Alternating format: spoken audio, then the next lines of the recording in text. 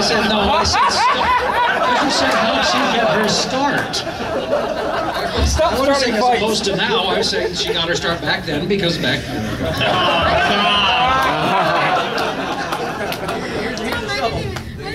Well, it did. Well, thank you. They did. They took it away on your behalf.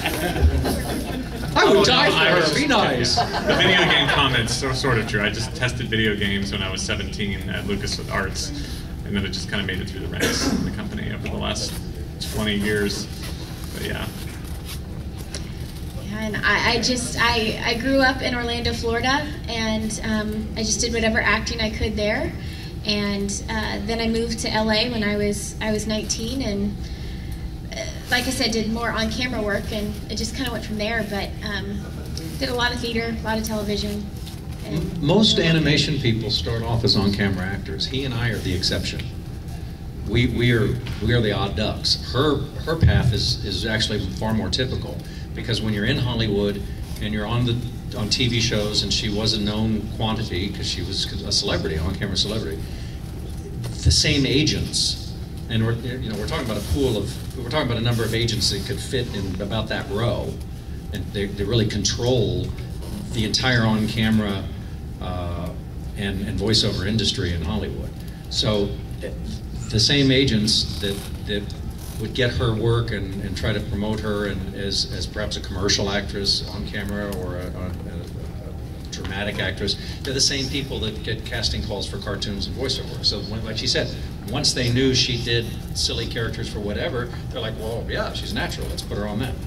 In my case, it was just, I actually got, when I went to Hollywood thinking I'm going to go conquer the world of cartoons, I'd actually already been doing commercials starting in Kansas City, and then I started landing commercials in Chicago, mostly as character voices. And so I knew that I could, I had the talent to do it. So I figured I'll just go to Hollywood and do that, and I'll be a cartoon guy. And I went there, and I got signed by probably the third largest talent agency in Hollywood, and I was going to be their next big cartoon guy, and I completely failed at it for 3 years. I went into audition after audition after audition, and got nothing. And I was doing great. I was getting every other kind of voiceover work you could imagine. But what I wanted, I was no good at. And I started thinking maybe I wasn't any good at it. And really what it is, and I tell this because a lot of you have asked today, how do you get into this? Talent's not enough. You have to be not just good, you have to be as good as us. You have to be as good as D. Bradley Baker, and that's hard to do. You have to be as good as James Arnold Taylor, and that's really hard to do. You have to be as good as Corey Burton, and that nobody can do. So, but my point is that because if you're going to go out to try to get in cartoons, you're going to be in Hollywood, you're competing against all those guys. The same, we do too. I mean, we go out for the same roles, and we compete against our friends, and I lose roles all the time to my good friends, and they sometimes lose some to me. I wish it was a little more the other way around. But so you have to be really good. And then B, you also have to get hit by lightning, because there are 10 guys who can do anything that they audition for.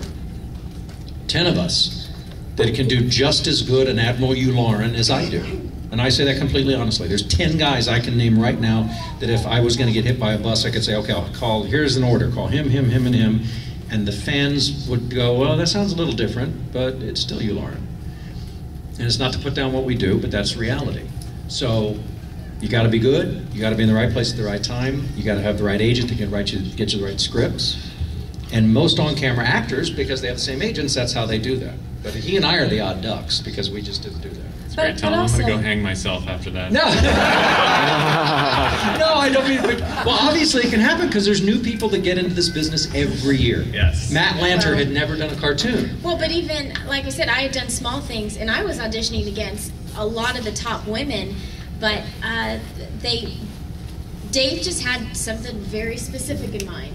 And actually, it wasn't even so much my voice; it was my body movements and my reactions, even some of my facial expressions. Even though it's a cartoon, I was doing visually some of the things that he envisioned for Ahsoka. So really, he goes, you just embodied what I what I was seeing for Ahsoka. So it is kind of being struck by lightning, because I feel that any of those girls that were at that callback could have done the role. But you know what, honestly, again, I don't know what was in Dave's head, but that might have been why you got that role, is because you weren't doing it as a voiceover person was doing it. You were doing it as an on-camera person. You were acting it. And he saw the whole package. He saw your interpretation of Ahsoka. And most voiceover people don't do that. We're so trained to not move, because if I do this, I'm off microphone. So if you act, oh, you're off mic. So we're trained to pretty much deliver very dramatic things without moving. I mean, I can sit here and I can cry and laugh and scream and do whatever and not move my head an inch, and not blink. So I can imagine he saw what you did and saw something special, saw something different, because you were bringing a lot more to the party, I think, than other people might. So. Well, and if I can just say one thing, this is kind of off topic, but you brought it up about, you know, it's not just having the talent. You know, I meet so many fans, and you know, everyone's wanting to be a writer, or wanting to be an artist, or wanting to be a voiceover actor. Again, just because you have the talent, you have to understand the business side of it, because it is a business. You have to get your foot in the door, or you have to actually get in that audition room, because you can have all the talent in the world, but if nobody's going to listen to you, what good is it going to do you? So, you know, study the business side of it, and how to meet people, and how to get yourself in the right place at the right time. And also, don't give up. I mean, I was telling Matt, it's still a little confidential at the moment, but working on another project, and it's been an evolution over 3 years. And you know, when plan A didn't work, okay, what's plan B? You know, because I believe in this. I believe I can do this. I believe I'm going to make it work. And when plan B failed, okay, I still believe in this. What's plan C?